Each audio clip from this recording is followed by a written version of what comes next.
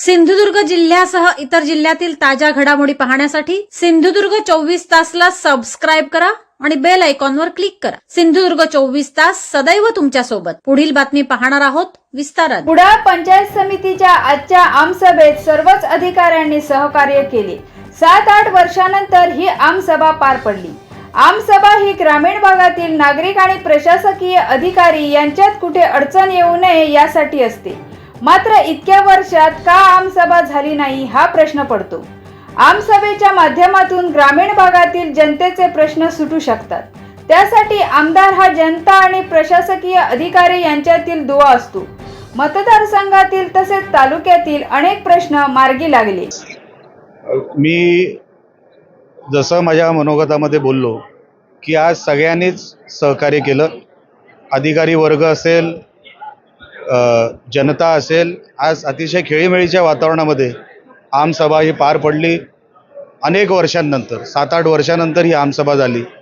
खरं तर आमसभेचा हेतूच असतो ग्रामीण भाग आणि प्रशासकीय अधिकारी यामध्ये कुठे काही अडचण येऊ नये, त्यांची कामं व्हावी आणि लोकप्रतिनिधी म्हणून आमदार अध्यक्ष असल्यामुळे तळागाळापर्यंत ती कामं पोचावीत असा त्या आमसभेचा हेतू असून इतके वर्ष ही आमसभा का झाली नाही हा माझ्यासारख्या कार्यकर्त्यासमोर प्रश्न पडला आहे।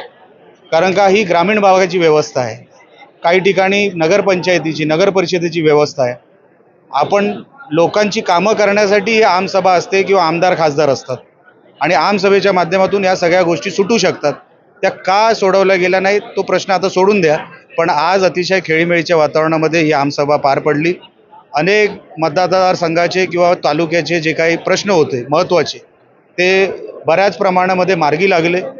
काही ठिकाणी सूचना दिल्या गेल्या, काही ठिकाणी जिथे जिथे त्या विभागाची गरज पडेल त्या विभागांना सूचना देण्यात आल्या आणि कालांतराने त्याचा फॉलोअप घेऊन निवेदन जे आले त्याचा फॉलोअप घेऊन त्या व्यक्तीला ते परत पाठवण्यात येईल, त्या संस्थेला परत पाठवण्यात येईल लवकरात लवकर। म्हणजे फॉलोअपचं काम आम्ही कुठेही सोडणार नाही आहोत, नाहीतर त्या आमसभेचा तसा काही उपयोग नाही जर आपण फॉलोअप घेतला नाही तर। फॉलोअपचं काम पण आपण लवकरात लवकर पूर्ण करून लोकांच्या ह्याच्यात देऊ। पावसाळा तोंडावर आलेला आहे, शेतकऱ्यांचे अनेक प्रश्न आहेत आणि मालवणला जोडणारा रस्ता काही लोकांनी मांडला। रस्त्यासंदर्भात, विजेसंदर्भात आणि अन्य गोष्टींसंदर्भात काय आदेश आहे पावसाळा तोंडावर? आपण जवळपास MSEB या विभागावर, विद्युत या विभागावर 1-1.25 तास चर्चा झाली। सगळ्या विषयांवर चर्चा झाली। मालवणचा विषय हा उद्या येणार, कारण का मालवणची आमसभा ही उद्या आहे। कुडाळमध्ये जे प्रश्न होते, सबस्टेशन दुरुस्ती, रिपेअर मेंटेनन्स, अंडरग्राऊंड केबलिंग आणि काही ठिकाणी जिथे नुकसान काही चेंज झालेत, काही नुकसान जिथे होणार आहे असं वाटतं, साफसफाई, झाडांची वगैरे जी काय आपल्याला पावसाळ्याच्या अगोदर करावी लागते, ते सगळ्या सूचना प्रशासनाला दिलेल्या आहेत। तारखा ठरलेल्या आहेत, डेडलाईन ठरलेली आहे, ते त्या डेडलाईननुसार कामं होणार।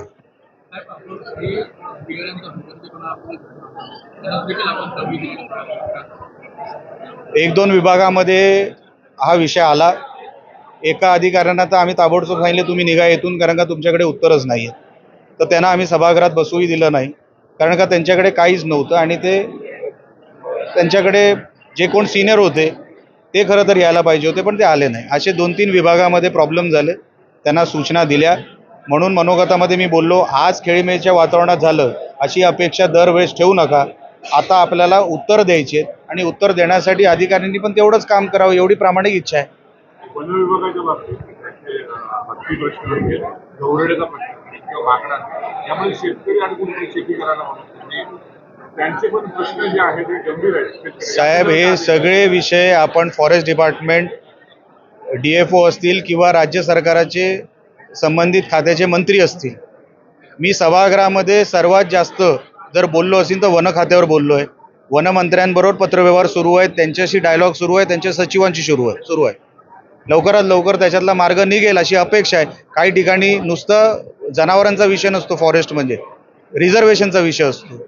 आकारीपडमध्ये फॉरेस्ट लागलेलं आहे, काही वनसंज्ञा लागलेले आहे। ह्या सगळ्या रिझर्वेशन रिझर्व करण्यासाठी पण आम्ही पाठपुरावा सुरू ठेवलेला आहे। लवकरात लवकर आकारीपड या विषयाचा आपल्याला कलेक्टर मॅडमकडून आणि बाकीच्या संबंधित खात्याकडून आपल्याला मार्ग निघेल। बच्चू कडूजी ना, मला असं वाटतं ते अगोदर सन्मान्य शिंदे साहेबांबरोबर होते, त्यांच्या आपल्या मुख्यमंत्रीपदाच्या कार्यकाळामध्ये ते मंत्री देखील होते असं मला वाटतं. तर ह्याच्यावरती निर्णय तर योग्य आमचे नेते घेतील, आमचे सन्मान्य शिंदेसाहेब घेतील. आता त्यांचा निर्णय हा त्यांच्याकडे आहे, माझ्याकडे नाही. आले तर स्वागतच आहे. सिंधुदुर्ग जिल्ह्यासह इतर जिल्ह्यातील ताज्या घडामोडी पाहण्यासाठी सिंधुदुर्ग 24 तासला सबस्क्राईब करा आणि बेल आयकॉनवर क्लिक करा. सिंधुदुर्ग 24 तास सदैव तुमच्या सोबत.